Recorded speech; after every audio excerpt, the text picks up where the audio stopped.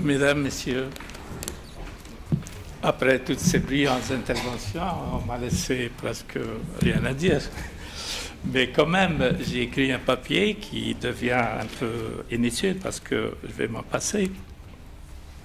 Simplement, je veux tout de suite passer à des questions pratiques que, au nom des familles, des victimes, des prisonniers politiques, des victimes du massacre de 1988, qui se sont associés dans une association de droit britannique qui s'appelle Justice pour les victimes des massacres de prisonniers politiques 1988 en Iran. C'est JVMI. Cette association a fait un travail de fond sur ce massacre et a fait un recensement de tous les travaux qui se sont faits concernant ce massacre, à partir du travail d'Amnesty International, de la Fédération internationale des droits de l'homme, aussi bien celle de Human Rights Watch, des organisations iraniennes, la société civile iranienne, et tous ces travaux constatent qu'il y a eu effectivement un massacre et qu'il y a eu plus de 30 000 personnes exécutées d'une façon illégale et extrajudiciaire. Ce travail a aussi été suivi par le rapporteur spécial des droits de l'homme, bien que, quand je dis droits de l'homme en français, ça me paraît un peu bizarre parce que je devais dire les droits humains. Mais quand même, les documents parlent des droits de l'homme, je vais dire les droits de l'homme. Alors, ces massacres ont été suivis par le rapporteur spécial. Ils ont été reportés à temps même en août 1988. Le rapporteur spécial pour la situation des droits de l'homme en Irak était conscient de ce qui se passait aux prisons iraniennes. Mais le régime des moullas a réussi à dévier l'attention internationale sur cette question, y compris celle du rapporteur spécial qui a cessé de rapporter sur cette question. Et comme M. Said Ahmed Ghazali l'a mentionné, tout ça s'est fait à partir d'une fatwa de Ayatollah Khomeini. Il a voulu éradiquer, il a voulu exterminer toute opposition à son régime. Et le résultat, c'est ce massacre. Eh bien, après plus de 30 ans maintenant, ce massacre n'a jamais été condamné de la façon qu'il fallait. Et personne n'a été jugé sur ce massacre. Non seulement ça, la génération des moullas qui ont perpétré ce massacre se trouve aujourd'hui à la commande du régime iranien. Alors, nous avons fait ce travail, nous avons publié 2 rapports avec tous les détails et on a même nommé les gens suspects d'avoir perpétré ce crime. Il y a plus de 70 personnes dans le rapport qu'on a publié et en tête de liste de ce rapport, il y a l'ancien ministre de la Justice dans le gouvernement Rouhani, Mustafa Pour Mohammadi. Et il y a aussi même un candidat à la présidence iranienne en 2017, Ibrahim Raisi. Tous ces gens-là, c'est une génération qui a massacré le peuple iranien. Et ils se trouvent en commande aujourd'hui.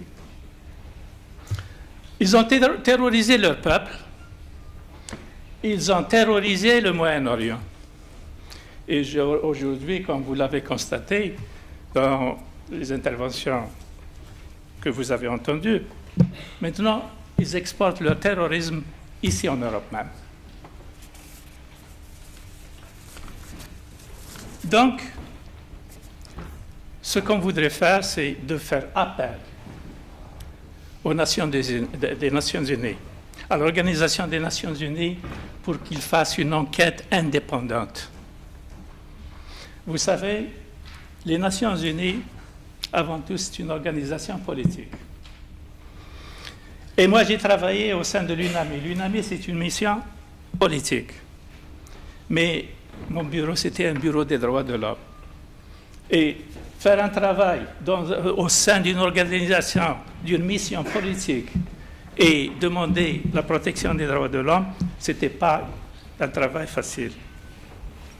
Mais c'est pour ça qu'aujourd'hui, nous devons insister sur les Nations Unies de dépêcher une commission d'enquête indépendante et que justice soit faite.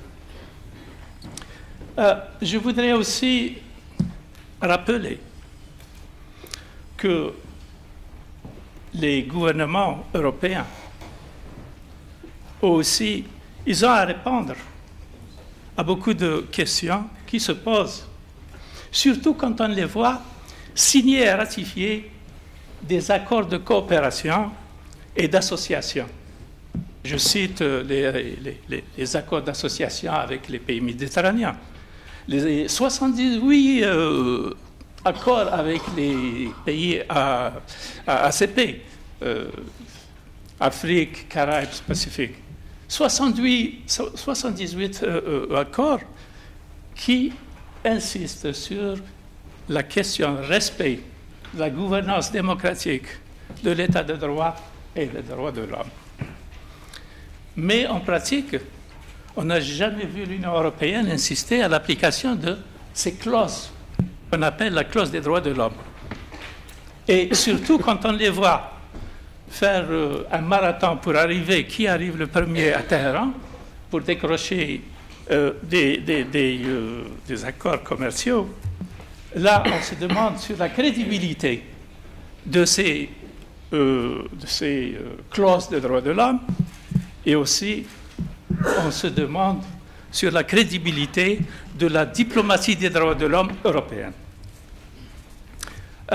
Pour aller un peu vite, je voudrais aussi souligner une question, parce qu'on parle de crédibilité.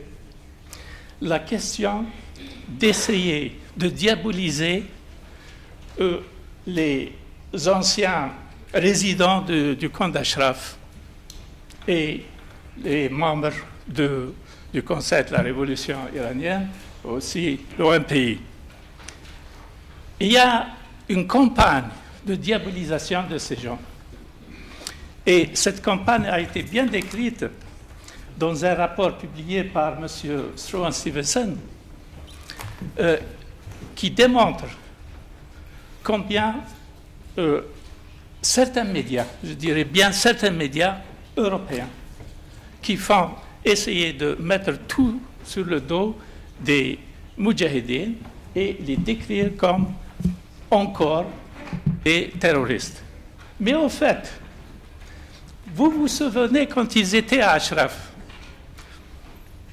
ils les accusaient de garder un certain armement au camp d'Ashraf. Et puis, le camp d'Ashraf a été évacué. Il a été scanné par aussi bien les gardiens de la Révolution que par l'armée irakienne. Ils ont cherché partout, même souterrain, ils ont enterré tous les... Et finalement, ils n'ont jamais trouvé d'armement. Alors, ces médias qui aujourd'hui accusent l'OMPI d'être une organisation terroriste, je leur demande qu'ils nous présentent et qu'ils présentent aux Ashrafiens leurs excuses, parce que, après tout, Les gens d'Ashraf ont quitté l'Irak. Les lieux ont été bien fouillés. Il n'y a pas eu de... Ils n'ont pas trouvé d'armement. Alors, c'est des mensonges rapportés par certains médias. Et vous avez bien suivi les médias qui rapportent ces mensonges. Je dirais qu'il est temps que ces médias, ou bien qu'ils nous rejoignent et qu'on fasse un travail de fond, d'investigation avec les Nations Unies et arrêter de diffamer les gens et arrêter de harceler les gens qui se trouvent en paix, qui vivent en paix en Albanie.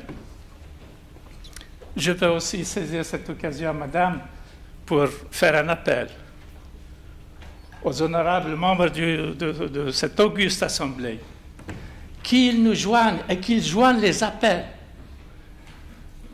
appels qui demandent aux Nations Unies de faire une enquête indépendante, une enquête sur les 30 000 massacrés dans les prisons des prisonniers politiques en Iran.